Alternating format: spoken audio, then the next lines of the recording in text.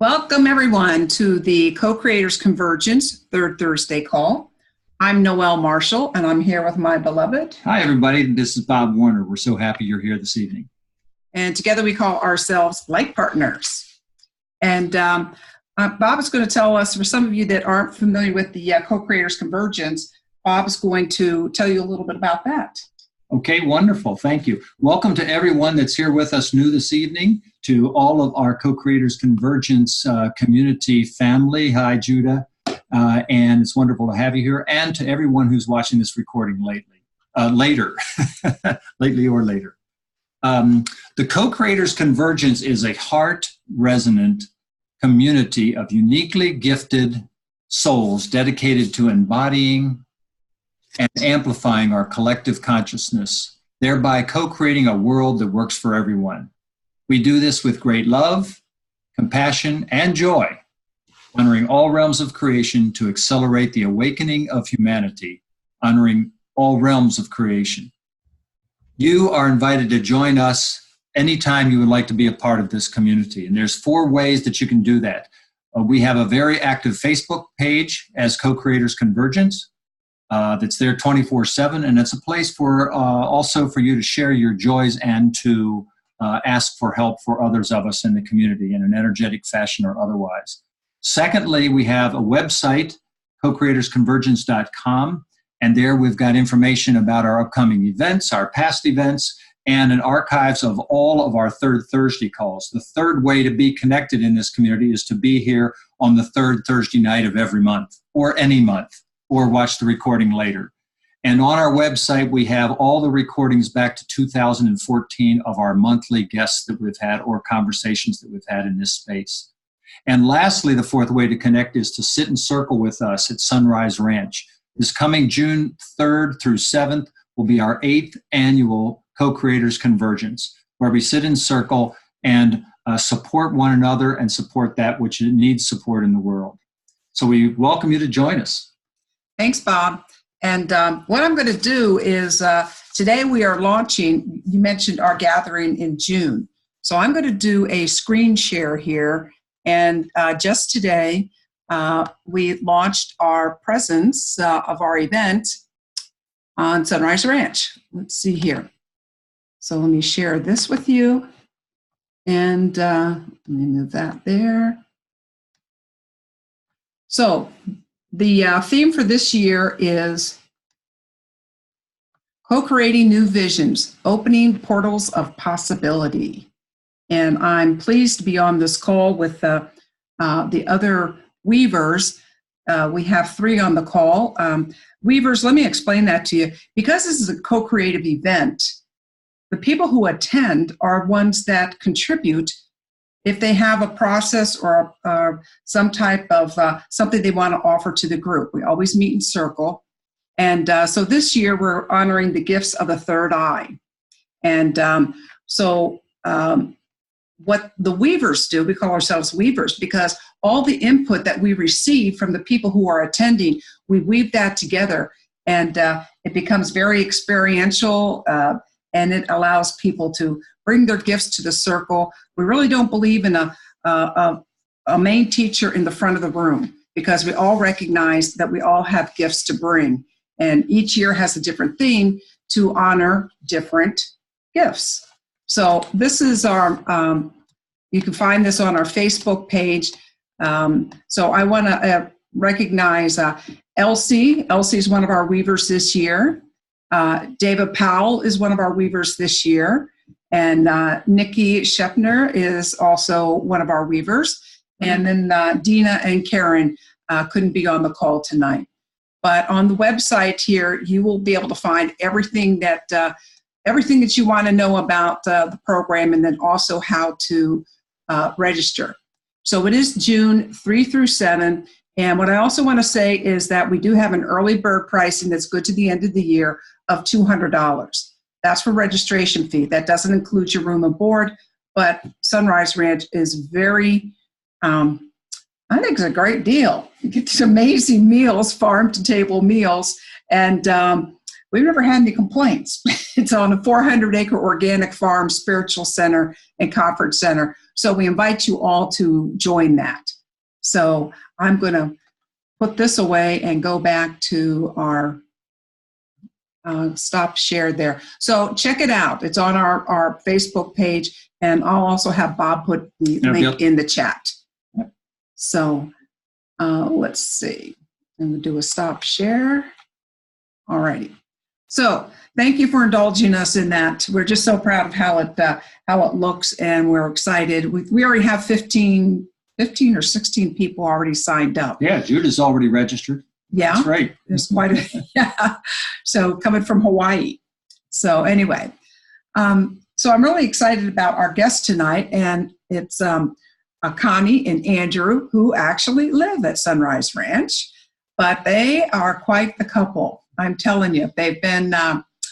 They do a lot in the media department there. They've film producers. But it's they're such special people and have such unique backgrounds. And I'm going to do something I usually don't do. And I'm actually going to read their bio to you because I want to get this. It's like an amazing background here. So bear with me, please.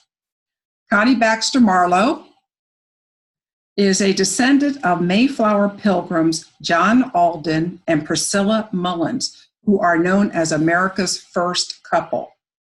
Her great-great-grandfather, James Finney Baxter, a preeminent historian of early New England, was president of the New England Historical Genealogical Society for 20 years.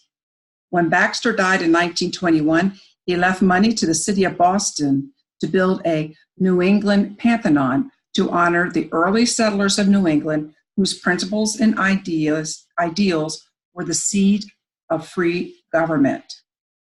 Pantheon was never built. The trust was broken, and the money has been committed to the Boston Public Library, which invited Connie and Andrew there to premiere their film, Seeds of Freedom, A Vision for America, and that was in fall of 2016, to inaugurate the library's Baxter Lecture Series. Connie brings a unique perspective to her ancestors' dreams for humanity in that she has spent 30 years in close association with visionary Native American elders throughout the U.S. and Mexico and has been creating forums for them to share their understanding of the nature of the universe for over 20 years in books, films, lectures, and photographic exhibitions. That's pretty impressive. So, and with her is her beloved, Andrew Cameron Bailey, calls himself a latter-day pilgrim. He sailed across the Atlantic and arrived in America on Thanksgiving Day, 1969. Mm-hmm. He was born in England and grew up in South Africa amongst the Zulus, holds degrees in science, English, and social anthropology, and was a chemistry professor before emigrating to the United States. After meeting Connie in 2003, he became disturbed at the level of misinformation in the American psyche surrounding the settling of New England and the ongoing deprecation and denigration of the Pilgrims and the Puritans in present-day America. Andrew is the author of a 21st century historical mystery novel screenplay, The Mayflower Revelations. About 700 pages. It's like, amazing. Wow. That sets a historical record straight in an entertaining, enlightening, and inspiring way. The novel includes Andrew's breakthrough discoveries concerning the forgotten Tarleton's Wars from 1607 to 1619 and the accompanying pandemic that decimated the New England indigenous population between the years of 1616 and 1618, a few short years before the Mayflower arrived at Cape Cod. So let's talk about them as a couple. They are authors, filmmakers, futurists, and inventors who share an uplifting vision of the future of humanity. And they were a guest of ours quite a few years ago on this very call, and we interviewed them in Sedona. And that's when they shared their book, The Trust Frequency, 10 Assumptions for a New Paradigm, and the film In Search of a Future, What Do the Wise Ones Know? So let's see, they also have a 5-part film series, The American Revolution, Voices of America, which features David Thoreau.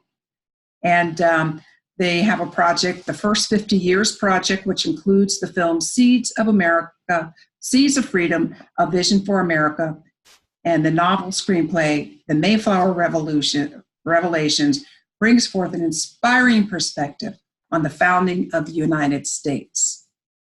So, so welcome, Connie and Andrew. Just delighted to have you here. And this, I'm sorry, I just had to read that because there's so much. There's no way I could just say, oh yeah, they're really good friends of ours. Oh man, do all this stuff. And by the way, Connie's website is the American Evolution, not the American Revolution. Evolution. Oh, American Evolution. It's a subtle but necessary difference. Indeed. Indeed. So we're really pleased to have Connie and Andrew with us this evening. They are all that Noelle just shared with you and more, and we're very pleased to have them as fellow travelers and soul brothers and sisters, and we get to spend so much time with them at the ranch in the summertime, as well as meeting them other places around the world from time to time. So thank you so much for being here this evening. I'd like to kind of set the conversation in play, and then we're going to ask Andrew to give us a little centering for everyone before we go into conversation. This is, as Noelle said earlier, this is just an ideal subject and ideal guest for this ideal time of American Thanksgiving in the United States. And they have a perspective that they'll share with us, and then we can have conversation with everyone involved about this. Because there are so many assumptions and sound bites about what Thanksgiving is about, and there's a whole different perspective available to us. So this is good news about the first Thanksgiving. There's much to be thankful for in this country: our democracy, the separation of church and state, the consent of the governed, the self-determination, equal and just laws serving a common good. These are all tenets of a civil government that arose from principles and ideals of the Mayflower Pilgrims and the Native Americans that they lived amongst. So we will be having conversation about how that is today, how that great experiment is going, but the origins of that. Because the origin story of America begins with a compact, in fact, a peace treaty, an intercultural feast, followed by a melding of cultures over those first 50 years. There was a friendship between the Mayflower Pilgrims and the Wampanoag, I know you'll pronounce that better for me, Indians at the Plymouth Plantation in 1621 through 1675. So we're going to go on a great adventure this evening with Connie and Andrew as our guides through how things started and how things may be different than what we've learned in third grade civics class or history class. So over to you, Andrew and Connie. Thank you for being here. Thank you so much for having us. What a thrill. So Andrew's going to do a little centering. All right, let's do a Thanksgiving specific attunement, shall we? As we're coming up on Thanksgiving, it's next Thursday. That's a week from tonight. Is that right? That is right. Whoa. Okay. So next year, as you may know, is the 400th anniversary of the landing of the Mayflower back in November of 1620. And this is November of 2019, so 399 years ago. A world-changing event actually occurred with the arrival of this little boat with its 102 passengers who showed up in Cape Cod in that little harbor after a really, really tough 66 days across the Atlantic. So let's go there. Let's send ourselves back in time to the very beginning of at least New England's colonial history, if you will, and just be there, be in the beauty and the purity of that environment before there were any settlements there, before there were any, what should we say, the various unfoldments that have occurred since 399 years ago. It was a very beautiful place, but it was also at that moment a very, very cold place. It was the very beginning of winter. It was not a good time to show up. And the passengers were no doubt unbelievably relieved to arrive safely across the Atlantic. On the other hand, as they looked ashore, what awaited them there? They really had no idea. Were they going to be safe? Were they going to survive? They had no idea, but the place itself was pristine, natural, extraordinarily beautiful, is to this day, but it's very developed. So the completely undeveloped early New England. Let's just feel that for a while. And feel perhaps what beliefs we have about that location. Obviously, there were no European settlements, but there were very definitely Native American settlements. It was, in fact, Captain John Smith had been through just 6 years prior, in 1614, on a mapping expedition. And he had reported thriving communities all along that coastline. But when the Mayflower arrived, there were no thriving communities along that coastline 6 short years later. So here we have a semi-deserted coast.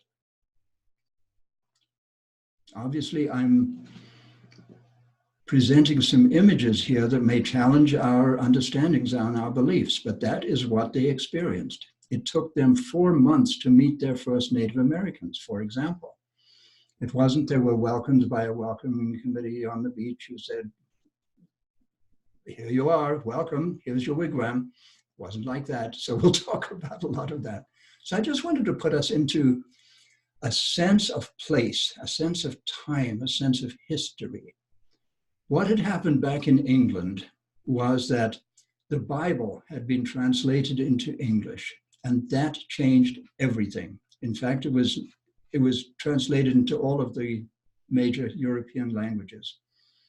And once, certainly in England, and especially at Cambridge University, once the intellectuals and the college professor types started to really study the Bible, they realized that there was something really wrong with the way the church had evolved. The Catholic Church on the one hand, and then after Henry VIII left the Catholic Church, he became the king, the monarch, and the absolute controller of people's lives. And now we had King James, who the Mayflower Pilgrims had essentially escaped from, because they decided to practice religion their own way. So this is going to be a spiritual story. It's going to have religious underpinnings. It's going to look at the spirituality of the Mayflower Pilgrims and the Puritans as well, who've got a bad rap, but I'll let you know that they're not as bad as they are put out to be. And the spirituality of the Native Americans, who had a cosmology and an understanding of the nature of reality, the nature of the universe, that was very much in harmony with that of the Mayflower Pilgrims. So let's just imagine ourselves on that boat, gazing at this shore where this extraordinary history awaited them. And we have some inkling of what that was, but they had no inkling. Imagine us as fresh arrivals on this side of the pond.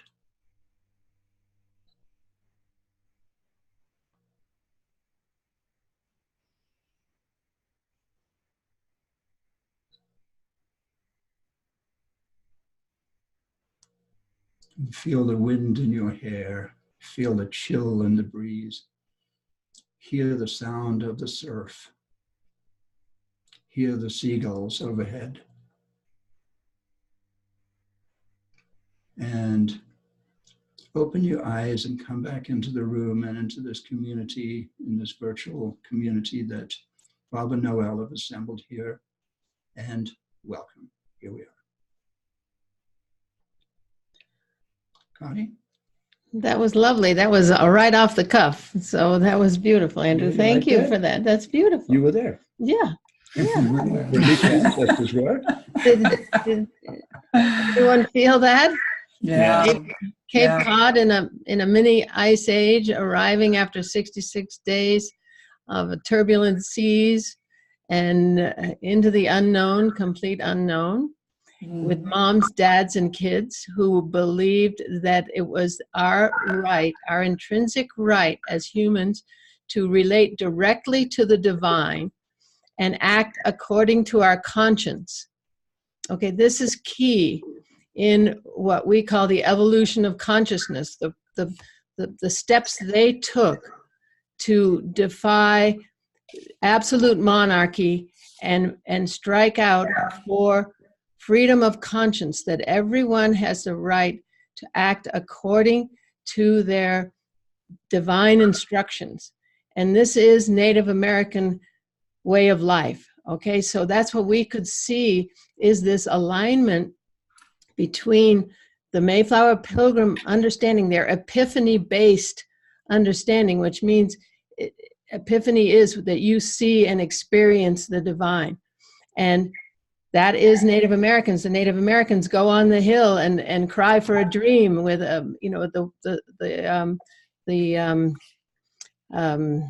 well, they're what do you call that when they go out anyway? Vision quest. The vision quest. Okay, and so that's the basis of the Native way. And what we see from an eagle's perspective is that, and in the evolution of consciousness of humanity, we had work to do, all races, the Native Americans as well. We've put the Native Americans a bit on a pedestal to say they were living in perfect harmony with each other and the land. Well, none of us were doing that. The Native Americans had wars and all that, just like we did.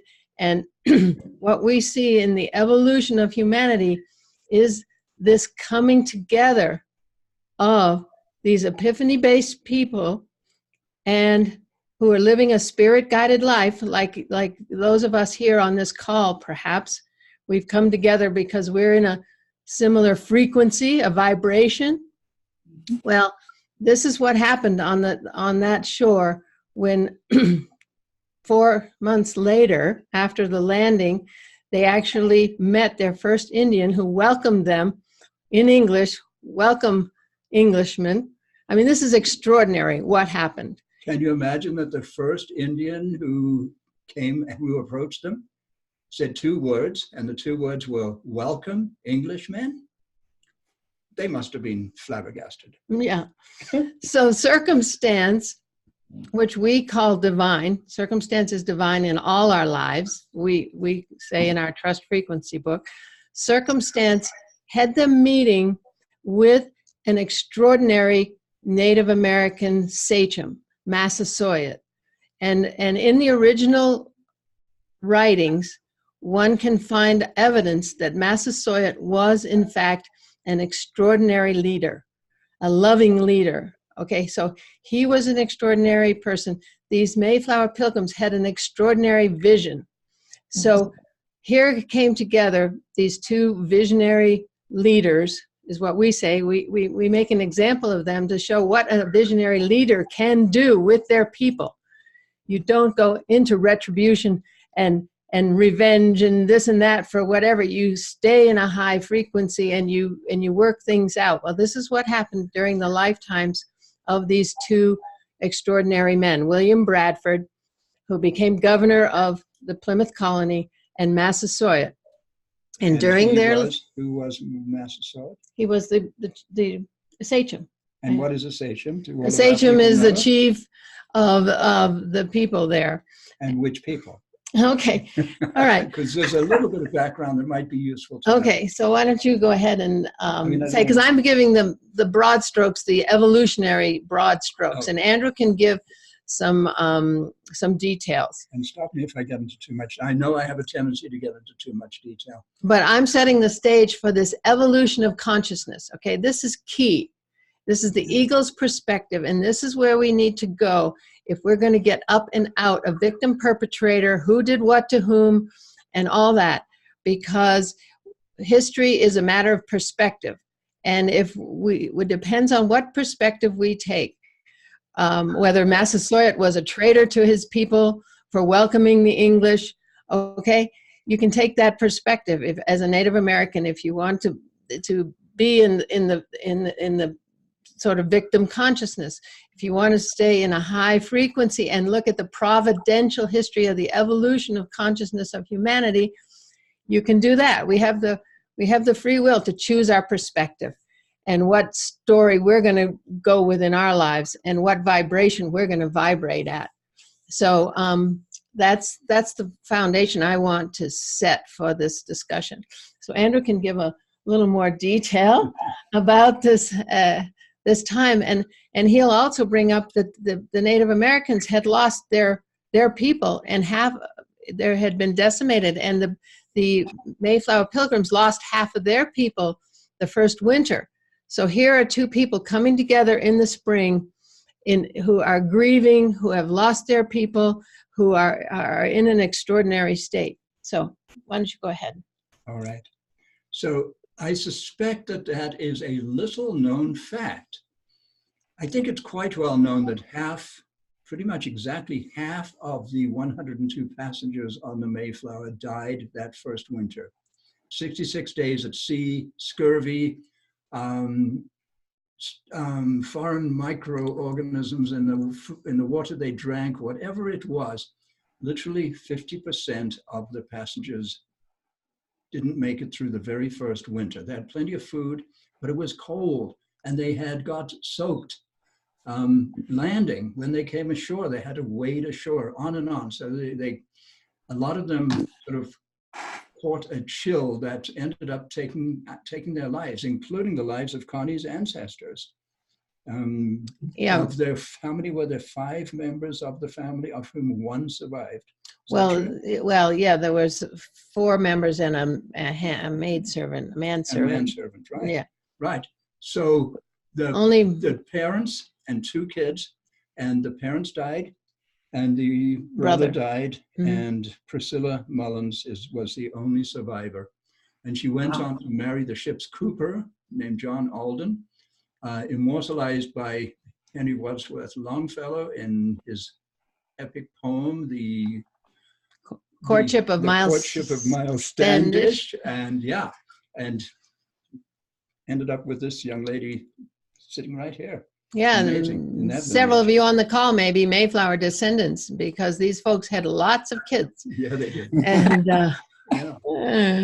so let's just pick it up if that works. I mentioned in that meditation that Captain John Smith had visited Cape Cod as 6 years prior, in 1614. And thank you. In 1614, the place was humming with life. Patuxet, if you ever heard of the place Patuxet, it is now known as Plymouth. Plymouth, Massachusetts, used to be called Patuxet. It was the home of the Patuxet tribe. And John Smith estimated 2,000 warriors. He basically didn't count the women and children, but he counted the warriors just as that was sort of a natural thing to do. So 2,000 warriors, and when the Mayflower passengers came ashore on December 16th of 2020, there was nobody there. There were some skeletons, there were some unburied skeletons, there were some skulls among the rocks, but the people were gone. How about that? What happened? Something massive, something enormous had occurred. And just to really summarize it, I think many of you may know that there was an epidemic of a European disease that had decimated literally leaving no more than 10% of the population living, that had decimated the coastal population between the years of 1616 and 1618. We're starting, in other words, roughly 4 years before the Mayflower arrived. Had the Mayflower arrived and had the situation been the same as what John Smith had reported, there would have been no chance that they could have actually come ashore and built a village in the middle of 2,000 warriors. It would not have been permitted. We don't know what would have happened if that had been the case, but it wasn't the case. They arrived to a devastated place. And when they finally did meet the Indians and learn what had happened, they learned that so many of the Indians had died of this plague, this pandemic. And the Mayflower Pilgrims, as Connie said, half of them had died the first winter. So I've never come across anybody, historian or anybody, who thinks about the psychological state of those two cultures who encountered each other in the spring, on the spring equinox of 1621. Wow. So interesting. And they crafted a peace treaty. The day they met. Okay, so here, and then the miracles just stacked up. Firstly, Samoset, who was actually a Native American from Maine, who knew the English sea captains up there on Monhegan Island who were there fishing, and hence he had a little bit of English, and he was able to say, "Welcome, Englishmen." But the other thing he said is, I have a friend who speaks much better English than I do. He spent years living in England. He knows and he likes the English, and he speaks good English. I'm going to go, and I'm going to come back in a few days with this man. You may have heard of Squanto, the famous Squanto, who taught the Pilgrims how the Indians raised their corn by putting fish in the mounds in which they grew their fish to fertilize the growing of the corn. So, miracle of miracles, here is Squanto, a Patuxet Indian who had been kidnapped by an Englishman and taken to Europe and finally made his way back. If he had been home, he would have died almost certainly of the disease, instead of which he was there to welcome the Pilgrims and to broker a treaty. And they sat down that first meeting and crafted as basically a 6-point it's more of a mutual protection agreement, but a peace treaty was crafted that held for 54 years. That's pretty extraordinary. We think of the treaties between the colonial folks and the Indians and how many of those treaties were broken. That one lasted for more than half a century, and it was broken eventually by the Indians. So that's a whole story that is critical to understanding what happened. And that was the end of the period of peace and freedom, and it really became a mess, sadly, really unfortunately.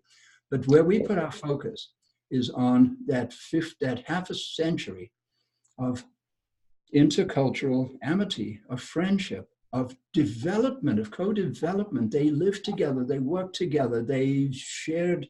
They really, really got to know each other, and the Indians radically changed the English in terms of who the English were, how they saw the world, how their literature was, how they wrote, in other words, half a century down the road, the inhabitants of Plymouth Plantation were radically different from the Englishmen who had arrived there 50 years prior. Connie? Yeah. And anybody like to interject anything at this point? Hold on just 1 second. Let me just, any questions at this point? If you do, just raise your hand and I'll unmute you. Okay, we have Judah. Judah, you're... So I think I heard you say that the disease that wiped out the Native Americans on the East Coast, 90% of them ended about 4 years before the Mayflower?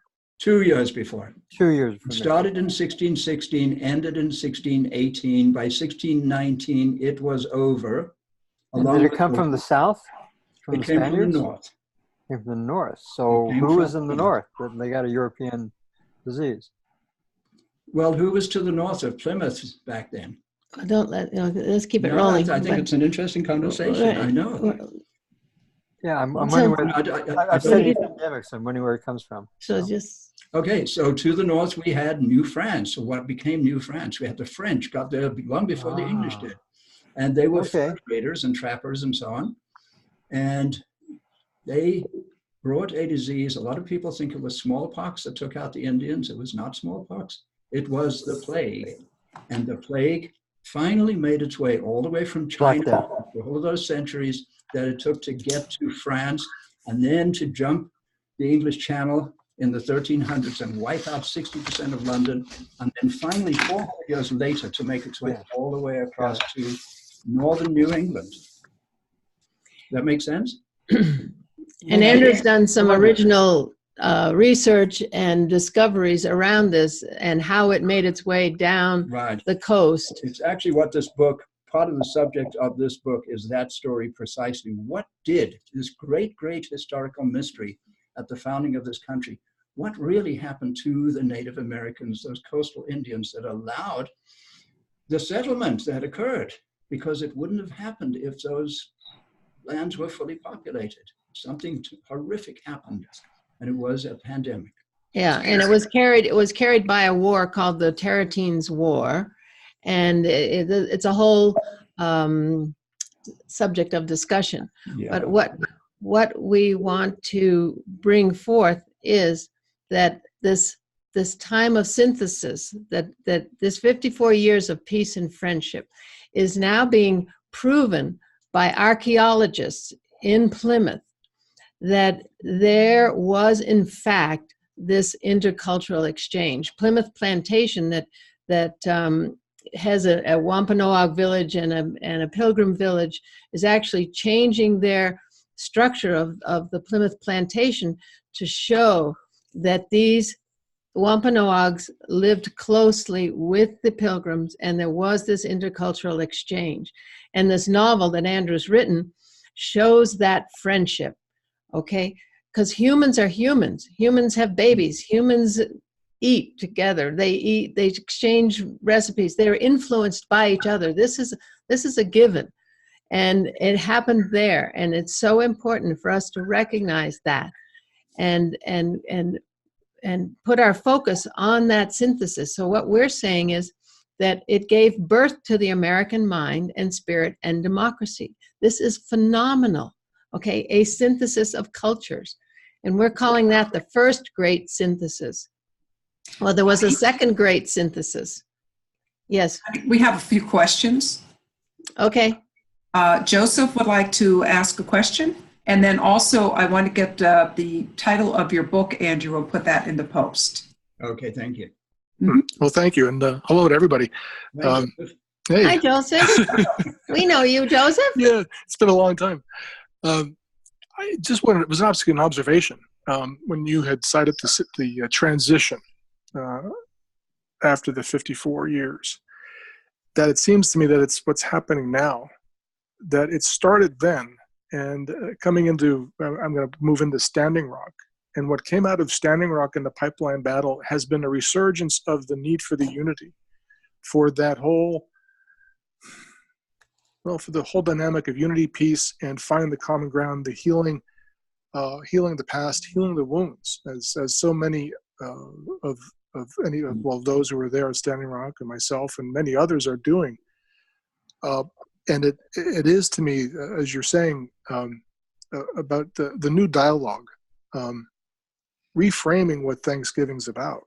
And I think at this time, we're in a place to do that because of losing ground on what Thanksgiving is about, what it ought to be about or was intended to be about thanks.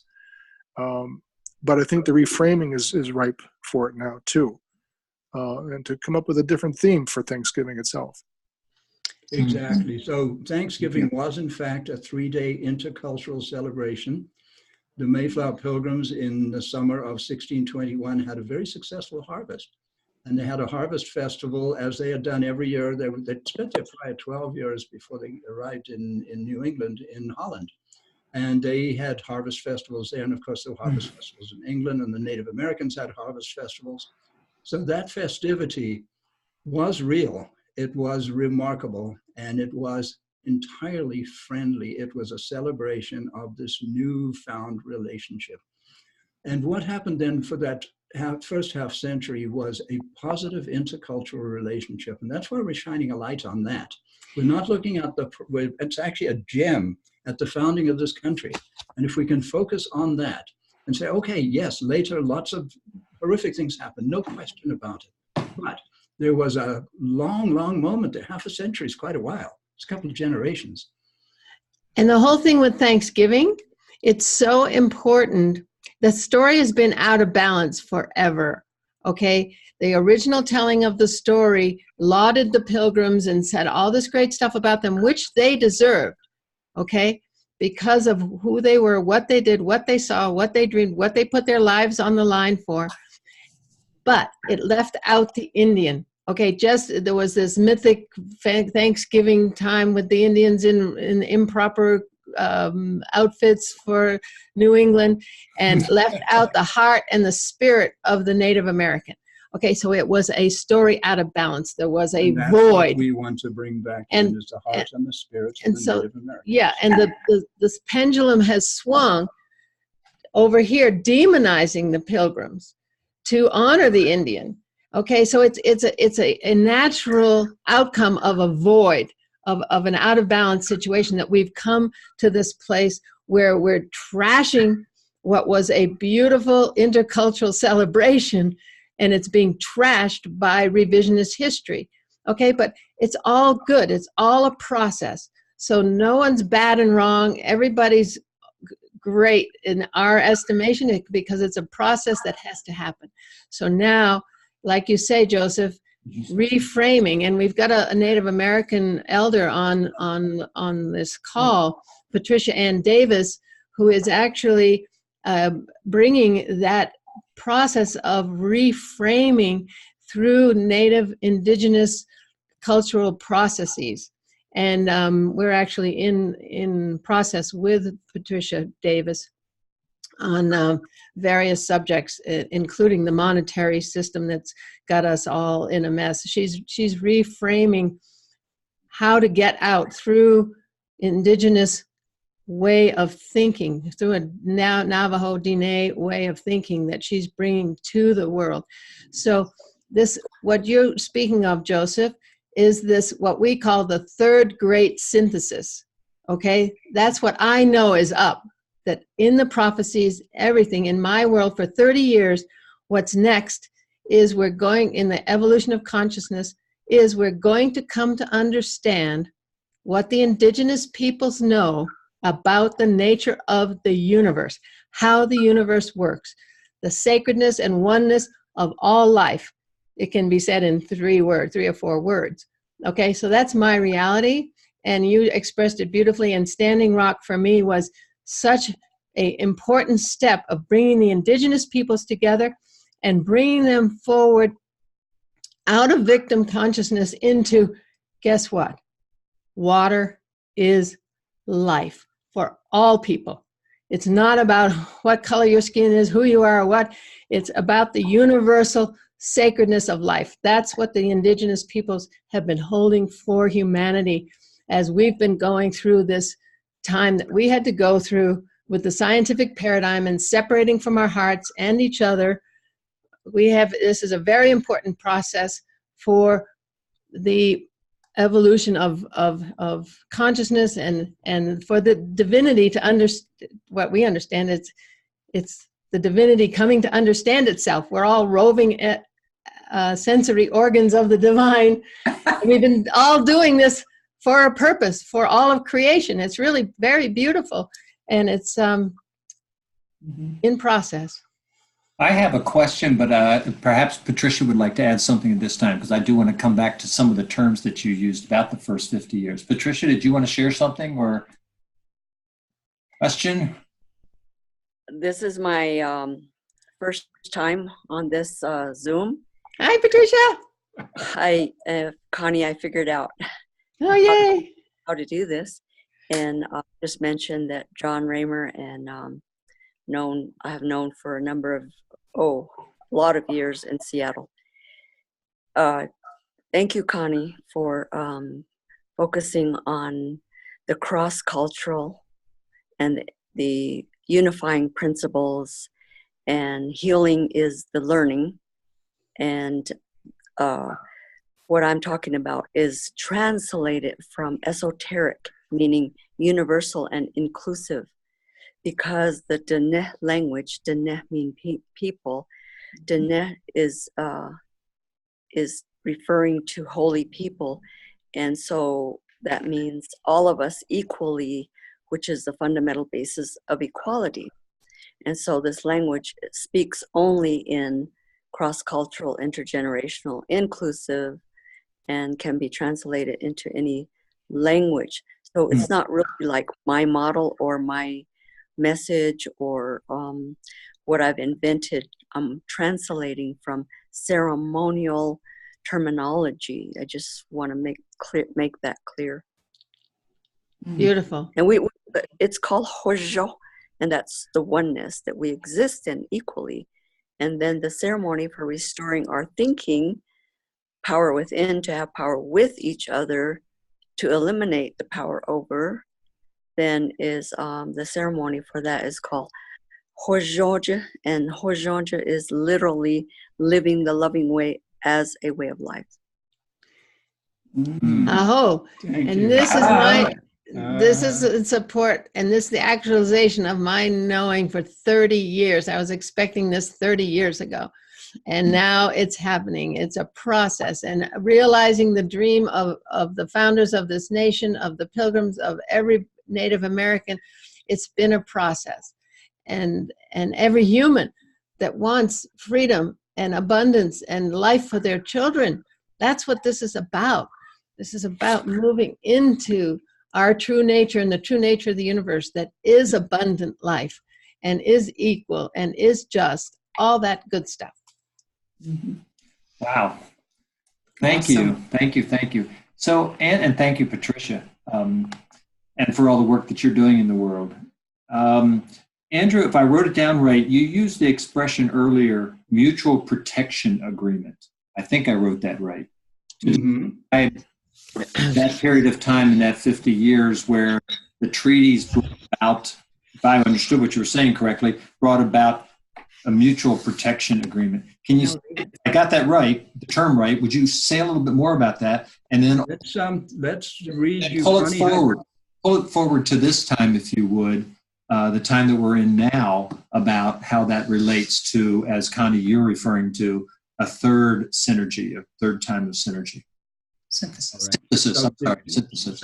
Several subjects there, I think. Firstly, this is Connie's idea that there was a synthesis that occurred that first 50 years of intercultural interaction. The second great synthesis being when the principles of the Iroquois Confederacy came into the US Constitution back in 1787. And she is calling single-handedly. No, well, I know it's what's up. Somebody has to call it.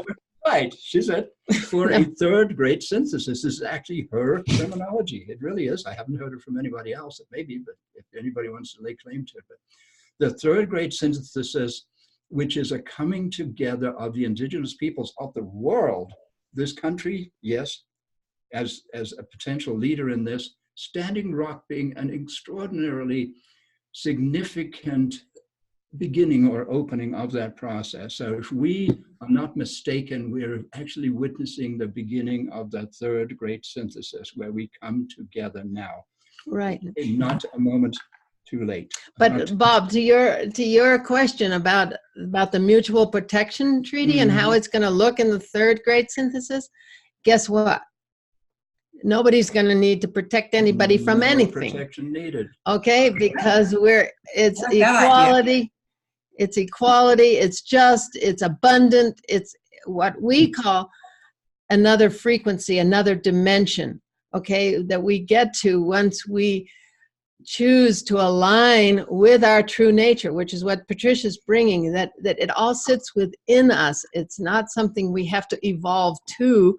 It's within us. So it's so simple to wake up to our true nature.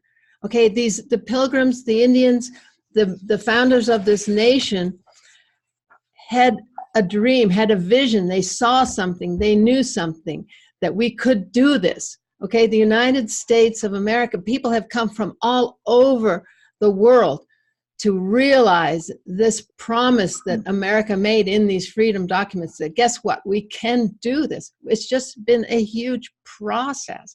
And right now we're in the major part of the process of the collapse of everything that was not aligned with universal law, which nothing was, because we were in a lower frequency. We made systems that were based on what we call erroneous assumptions of the nature of the universe.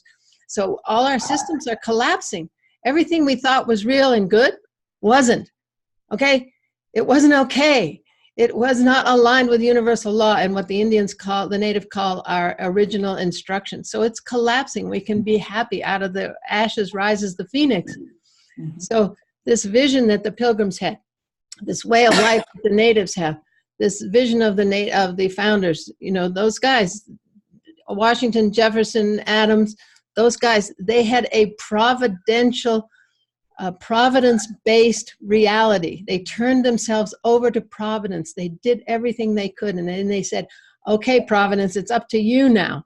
When they signed the Declaration of Independence, okay, this is a trust-based paradigm. This is a creator-based paradigm, aligning with and allowing the divine to work through us.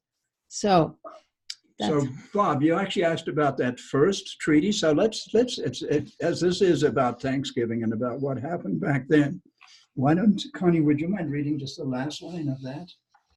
The last line? What they, in other words, what they did. This is the first meeting between the Pilgrims and the Native Americans, if you just started right there. Okay, well, it says, they came together, and instantly came our governor with drum and trumpet after him, and a few musketeers. After salutations, our governor kissed his hand, and the king kissed him, and so they sat down. The governor called for some strong water and drunk to him, and Massasoit drank a great draught that made him sweat all the while after. The governor called for a little fresh meat, which the king did eat willingly, and did give his followers. Then they treated of peace, which was, and there's a 6-point peace treaty that I can read that. It's very short. Yeah, why don't you but as far as a mutual protection treaty, this is what the treaty said: that neither he nor any of his should injure or do hurt to any of our people. And if any of his did hurt to any of ours, he should send the offender, that we might punish him. That if any of our tools were taken away when our people were at work, he should cause them to be restored. And if ours did any harm to any of his, we would do the like to them. If any did unjustly war against him, we would aid him. If any did war against us, he should aid us. He should send to his neighbor confederates to certify them of this, that they might not wrong us, but might likewise be comprised in the conditions of peace. That when their men came to us, they should leave their bows and arrows behind them, as we should do our pieces when we came to them. A piece being a weapon. Lastly, that doing this, King James would esteem him as our friend and ally. So that's the Mutual Protection Treaty, peace treaty that lasted 54 years. Incredibly simple, but nailed it. And it was basically What year was that signed again? I'm sorry, what year was that signed again? That was on the spring equinox. I'm not hearing it. 1620? 1621. Thank you. Yeah. They met their first Indian then. They had a bit of a skirmish when they first arrived. The Indians had, at First Encounter Beach, had kind of shot some bows and arrows and stuff at them, but nobody had been. They didn't shoot bows. They didn't shoot arrows. Just arrows. Anyway, there had been an encounter when they first arrived, but nobody was hurt. Nobody was killed. The Indians ran off into the woods, and then they came to Plymouth and set up. Didn't see anybody for months until the spring equinox, because that was in November of 1620, that first encounter. Yeah. So that was scary, but fortunately, nobody got killed. They actually collected 18 arrows and sent them on the next ship back to England, and nobody was injured. But meanwhile, what we want to say is that there was a compact written in the Mayflower, the cabin of the Mayflower, before they landed, that brought the ideas of equal and just laws serving the common good, okay, that we will form ourselves into a civil body politic. We will create equal and just laws to serve the common good. We will elect offices and officers to enact these laws.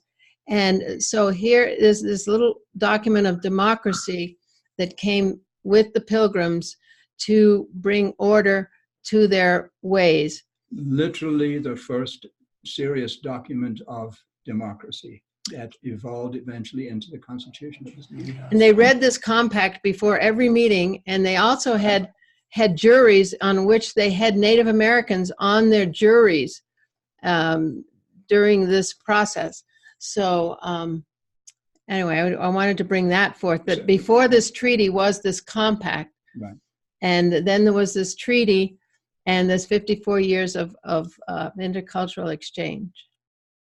So a radical departure from the absolute monarchy of England that they had essentially escaped from. And as they began to figure out how they were going to govern themselves, the Mayflower Compact becomes the first document of that. Earlier on, way back in the 1200s, we had the Magna Carta, which was very, very briefly a little, sudden holding up of this little placard that said freedom, but it didn't last long. Now this one has lasted until the present time in many ways. And in the 1200s, what was happening on American soil was the great law of the Iroquois. The peacemaker came amongst the Iroquois, the warring tribes of the Iroquois, a Jesus-type figure. And he was a Huron. He was a Huron who came, an enemy who came amongst the warring tribes of the Iroquois and brought them a higher way of seeing, a higher way of being. And they formed themselves into the Iroquois Confederacy based on what is called the Great Law. Which continues to this day. Which continues to this day.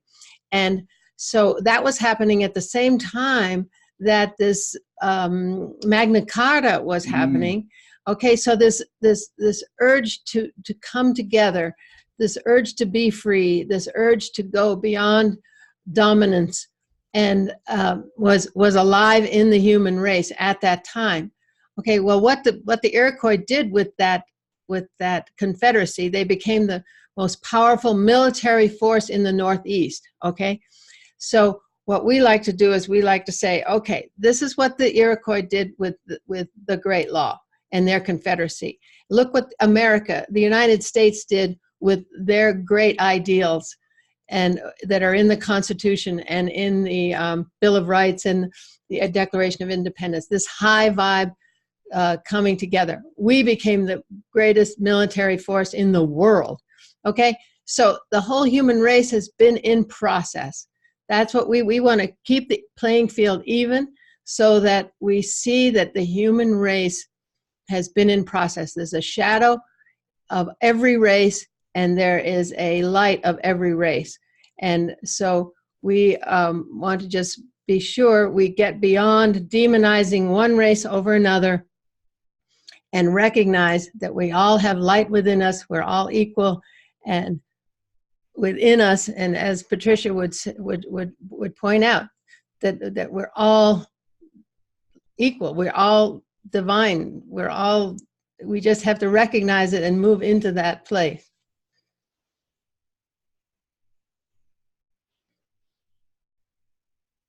If anyone else has a comment that they'd like or a conversation they'd like to have with Connie or Andrew, just let me know and or unmute yourself at this time.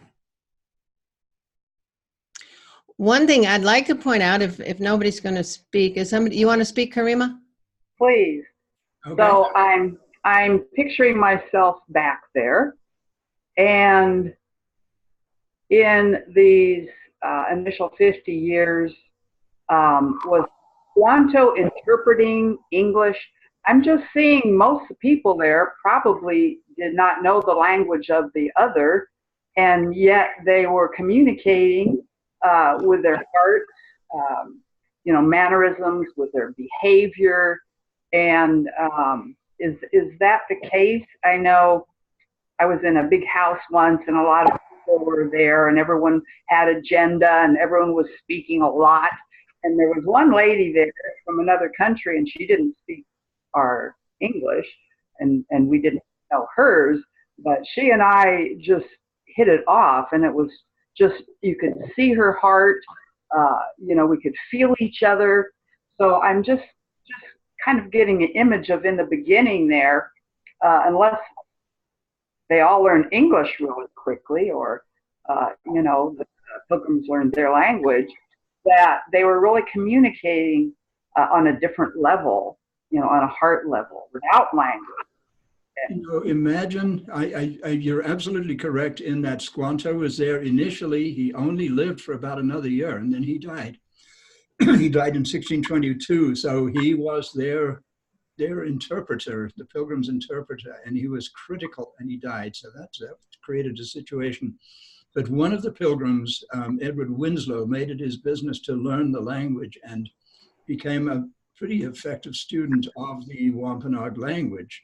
So he was able to communicate. And I think personally that one of the magical things that happened was, in fact, the first Thanksgiving, where a group of people, think about this, we had roughly 50 English, and we had roughly 100 Native Americans who showed up for Thanksgiving. I don't know if you knew that.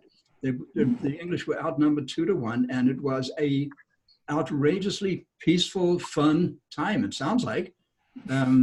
They shared food. The Pilgrims had a good harvest, and they went out fowling, F-O-W-L, namely they went out hunting and came back with lots of ducks and geese and plenty of food in that regard. And when the Indians arrived, Massasoit sent some of his hunters out, and they came back with 5 deer. Everybody had a really, really good time. And I think the high vibrational level of that encounter enabled something that probably wouldn't have happened without that event. I can just imagine that event being foundational. And don't forget that these were people who were in deep, deep, deep grief. The Pilgrims had lost half of their people. The Indians had lost 90% of their people. Whoever talks about how the Native Americans were feeling, imagine you have a village of 2,000 warriors, and this disease comes, and there are 2 old men left, and that was it. I mean, that was something like what the situation was. And yet grief is something that would open all hearts. Yeah, so what a healing. So right there you have a communication on a deeper level. So I think personally, the first Thanksgiving was a major healing for these 2 cultures who were wounded by these events that had overtaken them. And Thanksgiving to this day could be a healing. Now, right now, Thanksgiving is controversial. A lot of people are trying to make out that Thanksgiving was what? A celebration after a massacre, and on. It simply was not. The original story, which was written and published and is still in existence, published in 1621 and 22 in London, is that there was an intercultural celebration. And it really was, no matter what anybody, if you Google the real Thanksgiving or the truth about Thanksgiving, you will find some nightmare, horrific misinformation. That's simply untrue. Mm-hmm. So Thanksgiving is an opportunity, gratitude. It's built into his hand up. The word itself. There's something of real value there if we can use Thanksgiving to rediscover our intercultural friendship. And like he says, gratitude is a key emotion, a key to the evolution of consciousness. So who would like to speak? Joseph? Yeah, thank you. I wanted to add to what Andrew was saying. I think part of the time right now is as we're seeing in our current political climate, an absence in the culture of what Thanksgiving is, even the history of it.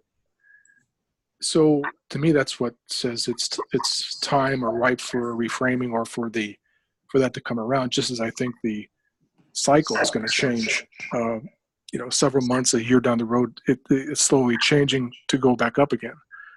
But at this moment in time, I've always, to me, I've always seen that this is the upsurge, the mindset that you're seeing in our political culture, in our administration, in our leadership, is the mindset that was back in 1621. And it was the fossil fuel industry. It was a number of things, but all I'm saying is that it's up here it's even more visible and prevalent today for its exposure into the sunlight. And many people are changing. It's happening. A lot of folks are going through changes. And so to what you were saying just now, Andrew, I think, I agree 100%. And I think it's the time for promoting this change, a reframe, and educating folks who really aren't paying attention to history, just running on steam, on gasoline, and on their own energy. So I think it's time. Running on Fox News and fake news and all of this crazy stuff that we find ourselves in the midst of. I want to say one quick thing. Joseph, I think that there's an opportunity awaiting us. And Standing Rock had a lot to do with it. Are you aware of the National Day of Mourning? Have you heard of that? Okay. Yes, I have. Yeah, I have. So every Thanksgiving, and this is an exception, we are normally on the East Coast now, and we are normally at Plymouth for the Pilgrim celebration and the Native American protest, which is called the National Day of Mourning. 2020 is the 50th anniversary of the National Day of Mourning. It started in 1970, and it became an opportunity for the Native people to get up and have a stage and have a platform where they can express their grief, their anger, their dismay at what has happened to them. And that has gone on for, it'll be 50 years. It's the 49th National Day of Mourning. National Day of Mourning, coming up next week. So normally we actually attend it and have a feast with the natives afterwards, and we're known, and I believe we are respected there. And I hand out "We Are One" buttons. Yeah, and we are family buttons. Yeah. However, this is my point. In this novel of mine, Mayflower Revelations, what happens next year at Thanksgiving, at the National Day of Mourning, on that stage is a Mohawk peacemaker steps up onto the stage. Now, no non-native people are permitted to speak, but he's Mohawk, and he's a traditional enemy of the local people there. But he steps up and he offers to do a condolence ceremony. And this is fiction, this is in the novel, it's how it ends. He steps up and he addresses the people and he says, "Are you sick and tired of all of this anger and shame and blame?" And they look at him, and finally they begin to nod their heads and say yes. And he says, "Look, I am going to make a proposal to you. I would like to do a condolence ceremony right here, right now, from this stage. It will take about 15 minutes. Is anybody up for that?" And they agreed to that. So he does the condolence ceremony. And when it's done, he says, "I have one further proposal. Can we change the name of this gathering from the National Day of Mourning to the National Day of Unity?" And they agree. And the whole thing turns into a wild dance festivity hoedown as people finally come through their grieving, through their condolences, and celebrate unity there in Plymouth, right where the Mayflower landed. That's my dream. And next year is also the 400th anniversary of the landing of the Mayflower. Yes, so is. It's a big deal for us to come Very together interesting. and cleanse and heal and move forward. So we're looking forward to that, whatever the process, however it takes us through that time, which is 1620. Fortunately, 2021 is the time of the first Thanksgiving. So the 400th anniversary. We've got a year for processing, and then we can go into. And we can eat. Well, no, 1621, and we can come. Maybe the process will have happened in 2020, and 2021 we can come forward together and really go into this reframing, as Patricia calls it as well, Joseph. She calls it a reframing. But one thing I'd like to point out is that in this time of friendship, they would go into each other's homes and into each other's places. The Pilgrims would often go to Massasoit's town and Massasoit's settlement, and Massasoit got very sick, and they sent a messenger to the Pilgrims that he was dying, and if they wanted to come say goodbye to their friend, for them to come. So Edward Winslow and Hobomok and some others went into Massasoit's place, and he was about to die. And he hadn't passed the stool, he hadn't swallowed, he was in really bad shape. They brought him a remedy, an herbal remedy. An English conserve. An English conserve that they forced between his lips and between his teeth, and he swallowed it for the first time, and he actually recovered. Miraculous recovery in the next hour and a half. All of a sudden he's back. He's back, and he's saying, "Oh, can you just go out and make me some?" And he wanted chicken soup. His first word. That's where that came from. Well, they say that they are the lost tribe. Yeah. So Winslow stayed, and he scraped the tongues of all the people who were sick there. And he went out hunting, and there weren't any chickens, but he went and got a couple of ducks and made this soup. And Massasoit recovered fully. And that was really, really a moment, because Wow. had he died, the chances are the Pilgrims would not have made it, because the consensus was take them out. And Massasoit was a single-handed man who kept the peace. And he saw that how much the English truly cared for him, and how they were true friends. And he committed himself to that friendship from that time on. And he never wavered from that. And one thing I want to point out is that as the Winslow and the company were coming to Massasoit, they stayed with another chief, and they slept in the same bed. You know, this isn't there's hotels on every corner. Okay, Not exactly. They slept in the same bed with this other chief who wasn't big about Pilgrims and wasn't buying their act. Okay, and so this chief said to them, after they had sort of done this miraculous thing, he said, and they were on their way back. They're on their way home now. After and he says, this guy says, "Hey, would you do the same for me if I got that sick?" And they said, "Of course we would." And then he said, "Tell me something. How is it that you dare come so far into Indian country alone?" And Edward Winslow, and this is written in Edward Winslow's journal. 46-mile hike from Plymouth to Mount Hope, present-day Mount Hope, Rhode Island. Yeah, and Winslow says, "Where there is love, there is no fear. And for mine own part, my heart is so upright towards you, I am fearless to come amongst you." Okay, so this is in the words of Edward Winslow, that was printed in this little book called Good News from New England, which you can get online at mayflowerhistory.com under original sources. You can download the PDF of Good News from New England, and another little book, a little journal that was published called Mort's Relation. And I just want to take this one step further, because when they were there with Conbitan and his family, and the Pilgrims were praying, and they were eating, and they were saying grace. They were saying grace and honoring God for their food.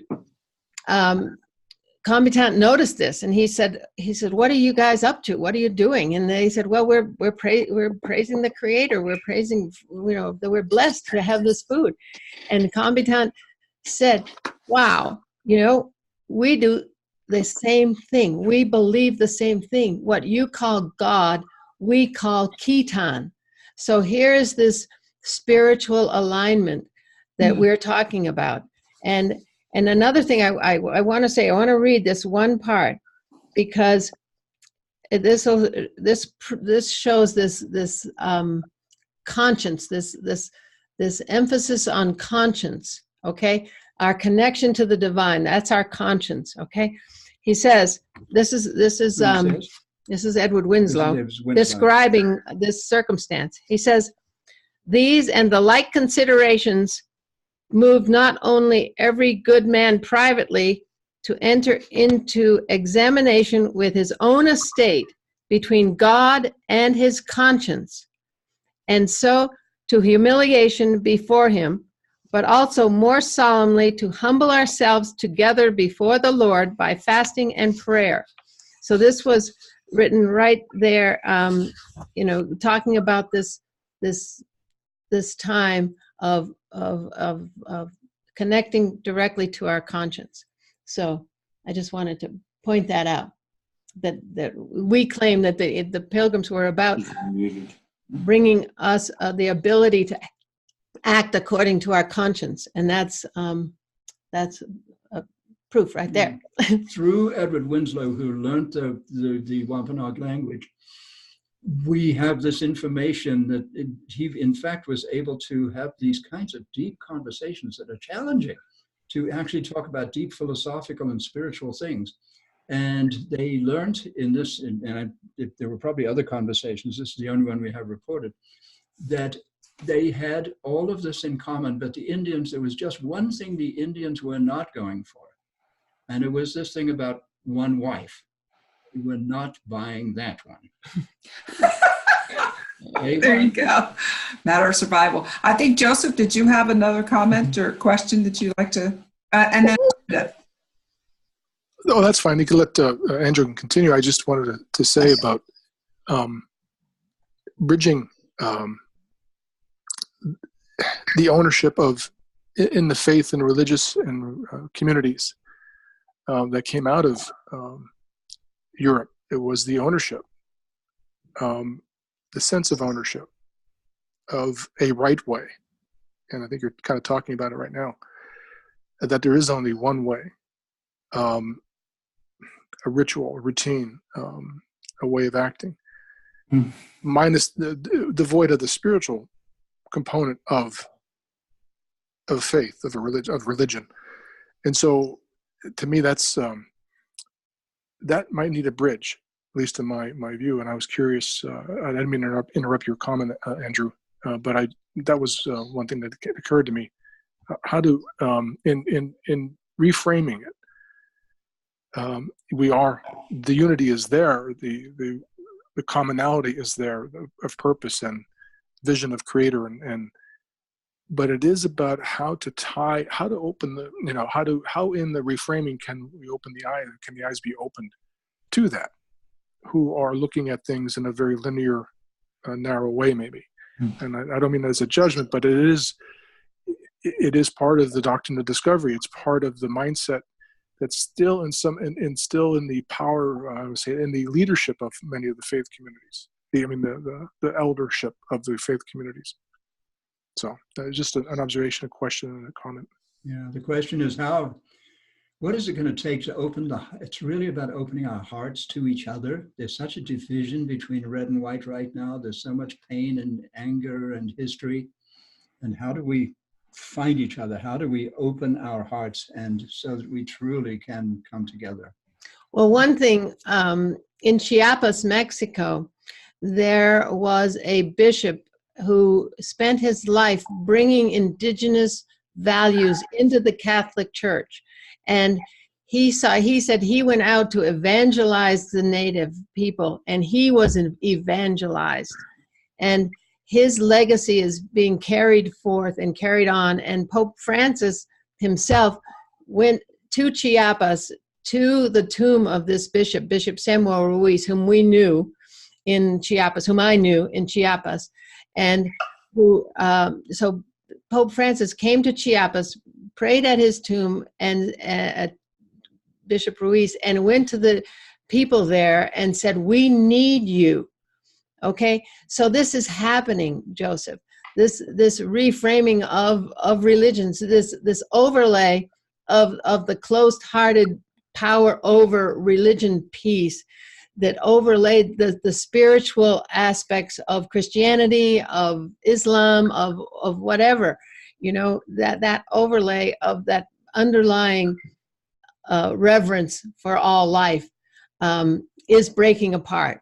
It's going to happen naturally. I mean, it's not going to happen easily, but in my world, it's what's up. Because for one thing, the earth is moving into a higher frequency. The frequency is changing. The ball game is changing. And we're feeling that. And as the systems collapse, all of a sudden we're like, wow, I guess I didn't really need all that money in the bank because I'm being supported. Abundance is coming to me somehow. It's not coming to me the way I used to think it would. If I worked hard and saved all this money, it's like, oh my gosh, my house has gone away. It just burned down. And we're getting all scrambled up so that we can allow something new to be born. Well, Connie, that is so resonant with Barbara Marx Hubbard's whole life teaching of, breakdown for breakthrough. And, absolutely. So she, was such a great teacher of a lot of us on this call. It's how I met a lot of the people on this call was through Barbara Marx Hubbard. And I know she was there at Sunrise Ranch with you all, the last couple of years of her life. But that's when people say, well, you do all this activism work and, how do you keep doing it? Because, things are so bad. And I'm going like, oh, we have to break through. I'm there to break through and to that new consciousness. And that's what I hold. That's my belief.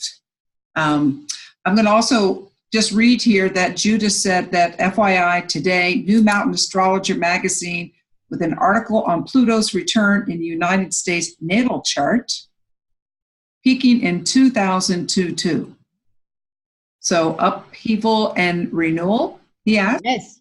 It's everywhere. Mm-hmm. And so, Barbara always said, our crisis is a birth. Exactly. So that's what's up. We're birthing a new species from her perspective. We're taking an evolutionary leap in consciousness into a world that's never been on the planet. That's my world. Mm-hmm. That we're going to. We can't even imagine what's emerging from us coming together. And Barbara calls it joining genius. And Patricia Davis also talks about that, bringing our genius together so we create something that none of us actually know what it could be because we're this puzzle that we're piecing together. We can't see it until all the pieces are in place, which right. is everybody's gifts and talents and genius. Mm-hmm. Yeah. Well, I think we are about out of time here. I want to thank Connie and Andrew. Karima raised her hands there. Maybe did she? Oh no, she's muted. Was she waving? Oh, she's waving goodbye. Talia, did you want to say something? Okay, then I'm trying to say something. Oh, funny. No. Did you call me? Talia. Talia and then Patricia. Yeah. I've been raising my hand throughout. Oh, Patricia, go ahead. Patricia, I didn't see your hand. Sorry. I could just give an example of what I think you're calling an awakened thinking, and our spiritual words for ourself, which is not our English tribal name, but Nahuk is earth surface people, and Bela Ashlai is five-finger people, which is humane being with the E, humane being. So it's the denial of this oneness that is causing all the violence and out of balance conditions that have been witnessing through history. Also, what you're describing about this Day of Mourning is that it's a ceremonial process we call it Ihko, and that's an emptying out of stagnant energy in such a way that it doesn't cause harm to oneself and others. And the last thing is in the tribal language, there's no context, container, or term or concept for there's no deficient self-image. So we can't use ourselves or others to say we're deficient in any way. I just wanted to bring that out to add to what you're saying from the Denepazad, which is the holy peoples, and we're all the holy peoples language, the humane being, the earth surface people, and that is our fundamental basis of equality. So that's our peacemaking language that's already built within us. So only people are denying that oneness. And we just have to just yes and no, give up the denial or not. Simple. Simple. Thank you for that. Uh-huh. Right on. Yes. Thank you, Patricia. Thank you. Thank you. I'm sorry I didn't see you raising your hand, so I just wasn't ignoring you. But I was waving. all I have is your face, this much, so I couldn't see your hands. Right.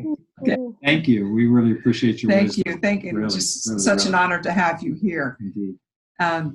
Thank you. And we're thrilled to have a very good friend from Plymouth, Massachusetts on the call, William F. Tooley. Oh, it's Bill Tooley. There It's you Bill are, Bill. Tooley. So, Good heavens. Yeah, you could unmute Bill. He'll just give us a word from Plymouth, Massachusetts, Bill. Okay, we'll have a word from Bill and Talia, and then we'll conclude. Let me see. I'll try to unmute this. Maybe there. Okay. Bill houses us in Plymouth whenever we're there. There he is. He's And unmuted. Hello, There Bill. you go. This is a beloved friend we'd like to introduce, William F. Tooley. Thank you for being here, William. We're not hearing you, Bill. Okay. Yeah, We may not have some issue. audio mic issue. Okay. So, We're not hearing you, Bill. oh well. You've got to actually. But I've loved his presence. I mean, he's been like so there. This is a very, very wonderful brother. So, And his wife is the genealogist for the General Society of Mayflower Descendants. yeah, she is. Wow. Wow. We met. Talia, would you like to enter the conversation? Yes. Thank you. I just wanted to say, well, thank you. Gratitude and Thanksgiving for coming to tell your story so clearly. And it's wonderful we all speak English and that we can interpret some of these old words as Patricia did for all of us to understand. I feel like it's, well, the way we are with our technology now, it's just a gift that we can meet this way and have an understanding. I mean, I have always felt a connection. I must have some Native American influence in my genealogy or Akashic record understanding anyway, that gives, I don't know, somehow the same kind of thing that attracted me to Barbara Marx Hubbard attracted me to you. And it was on the internet. And I picked it up the first time and read a story about you giving a lecture, I think in a Unitarian church. And I just thought, that is really neat. Maybe I should become a Unitarian or something. So it was, but I thought it's wonderful that you could bring that forward. And now here you are with us in my co-creator group. And yes, and then that you came to the Milagro people, Nina and Joseph, and you were on that phone call with them, and I connected there. And then at Sunrise Ranch again, I remember seeing you both there. And I just want to thank you for coming here and sharing your wisdom. And hopefully we can all grow in this understanding of our connection with each other and our fellow Americans. Absolutely. Thank you, Talia. Thank you. Thank you. Okay. One final word from Joseph, and then we'll definitely close it. Okay. I just want to say, Thank you, Talia. and give my deepest respects to Patricia, because for me, starting in Standing Rock, I have been on and continue to be on a healing journey that started there. It started before that, but it really didn't pick up until Standing Rock and afterwards. And when you take the journey of going deep within, and you start to look at your own shadows, and you start to take that very personal, deep assessment and changing a lot of things and patterns, and you see the very behaviors, the very attitudes, the very beliefs that we're talking about that's surging upward now. And you're visiting some very, very sacred sites. The Turtle Island and Mother Earth are sacred, but you're taking, the journey took me to some very, very special and sacred sites for some specific lessons. One of them was to the residential school in Carlisle. And looking at it from just coming from a place of trauma in my own self, and you're looking at the cemetery, and you're looking at the Carlisle, the school in Carlisle, and having a religious faith background or upbringing, you get a tremendous depth of sorrow. That's an empathy and just a sense of ownership for a lot of things that had happened and taken place after 1621. And it took me a long time well, I'm still carrying a lot of it. Not a lot of it, but I'm carrying it. And it's still, so when we're talking about the Day of Mourning, or talking about a Native culture, I have an awkwardness simply because, from my perspective and where I was, I wasn't there, but yet I still feel the voice needs, it's an awkwardness about our voice. The white culture's voice, or anybody who's speaking forward, outward.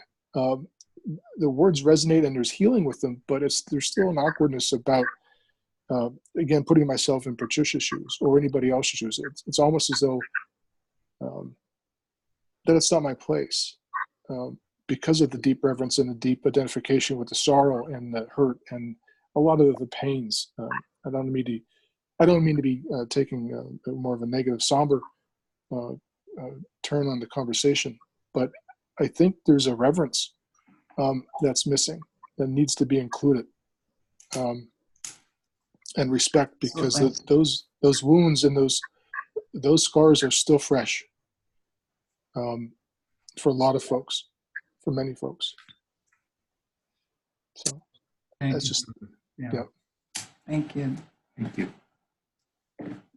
Very authentic and just from the heart. Thank you so much. And thank you for allowing me to share. And I think we're going to close it at this time. Thank you all for coming. It's been a very, very special evening. Yeah.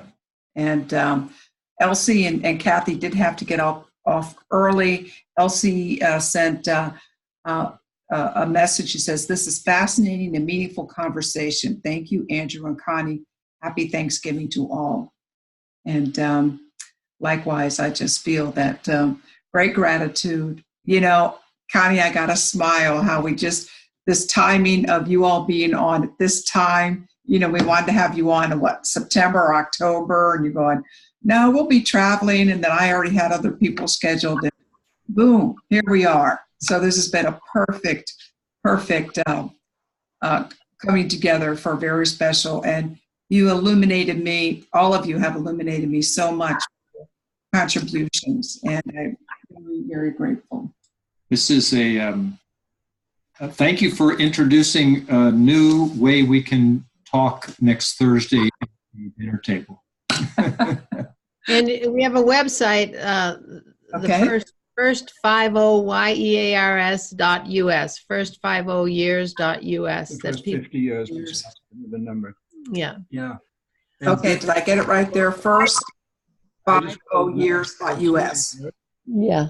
just No, because we first. normally are in First. Plymouth for Thanksgiving, and we won't be this year, Bill. But let's have a Skype tomorrow. You may be more comfortable on Skype. Noel, it's first 50 years. .us. Yeah, I got it up there. Yeah. First. Yeah, you got it. Second one. Okay. Second time's a charm. Yeah. And there's a Connie? YouTube channel as well. Connie, Yes. Okay, Karima wants to get I just want to make a quick comment. The most important thing I think that you said in the beginning was that through divine providence is how all of this is happening. 50 people died of the Pilgrims, thousands died of the Indians, or otherwise, they couldn't have got together. So how does that happen? So suffering sometimes and pain, it's unfortunate, it's a part of it, but we're in progress, we're evolving, and no one's pain and suffering ever goes unseen, and it adds the fuel to things. But just I thought that was a great comment you made, and America is considered by some groups, including Ascended Master groups, to be the place. Don't leave and go where it's cheaper to live in some other country, because this is the country that Divine Providence has said consciousness is going to raise quickly, and from here, the rest of the planet. So anyways, I just wanted to point that out. Appreciate it. I love for that. The Native Americans connected to this land. To me, it's the land that is the Americas, that Mother Earth that is the Americas, has something to bring to the party, and the Native people as caretakers and voice of that land that is the Americas is a key player. So we wish you all a very happy Thanksgiving 1 week from today. We're all grateful for each of you and for life and for Rob the and sacredness Noel and for hosting oneness. us here. Yes. Thank you so much. And everybody. Thank you. Oh, thank you. It's been an honor. Oh, Blessings All to of you. everybody at the ranch. Thank you. Yes. Thank you. Thank Indeed. you. Thank you. Mhm. oh. Yeah.